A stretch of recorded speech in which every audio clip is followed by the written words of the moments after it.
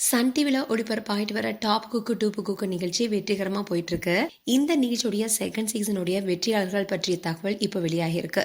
விஜய் டிவில ஒளிபரப்பாயிட்டு வந்த cook with Komal நிகழ்ச்சியை தயாரித்த மீடியா மிஷன் நிறுவனம் அங்கிருந்து வெளிவந்து சன் டிவில டாப் குக்கு டூப்பு குக்கு நிகழ்ச்சியை தயாரிச்சுட்டு வராங்க. மீடியா மிஷன்ஸ் நிறுவனம் விஜய் டிவியை விட்டு வெளி வந்தப்பவே குக்கு வித் கோமால் நிகழ்ச்சியில 6 சீசனா நடுவரா இருந்த வெங்கடேஷ் பட்டும் அங்கிருந்து வெளி வந்துட்டாரு. அண்ட் வெங்கடேஷ் பட் வெளி வந்ததை தொடர்ந்து குக்கு வித் கோமால் நிகழ்ச்சியில கோமாளியா இருந்த சிலரும் அங்கிருந்து வெளியே வந்துட்டாங்க. இந்நிலையில்தான் இந்த நிகழ்ச்சியுடைய முதல் சீசன் வெற்றிகரமா முடிவு வந்துச்சு. அதை தொடர்ந்து செகண்ட் சீசன் இப்ப வெற்றிகரமா போயிட்டு இருக்கு. அதுல நடிகைகளான கிரண், சிவானி நாராயணன், டெல்னா டேவிஸ், பிரியங்கா அண்ட் நடிகர் பெசன்ட் ரவி, ரோபோ சங்கர்னு குக்குகளா கலந்துக்கிட்டாங்க. இந்த நிகழ்ச்சியில ஆரம்பத்துல இருந்த ரோபோ சங்கர் ஒரு சில வாரங்களிலேயே எவிக்ட் ஆனாரு. அடுத்த சில நாட்கள்லயே அவர் காலமானாரு. அந்த விஷயம் பலருமே வருத்தமடை செஞ்சது. அப்போ ரோபோ சங்கர் தான் வெளியே போகும்போது கூட ரொம்பவே பாசிட்டிவா பேசிட்டு போயிருந்தாரு. அதோட நான் மீண்டும் இந்த நிகழ்ச்சிக்கு வருவனும் சொல்லியிருந்தாரு.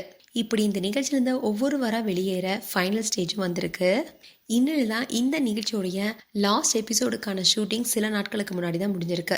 அதன்படி நடுவர்களுடைய பாராட்டியும் வாங்கிய நடிகர் பெசன்ட் ரவி டைட்டில் வின்னரா செலக்ட் ஆகியிருக்காரு. அவரை தொடர்ந்து 2வது இடம் பிரீதாவுக்கு கிடைச்சிருக்கு.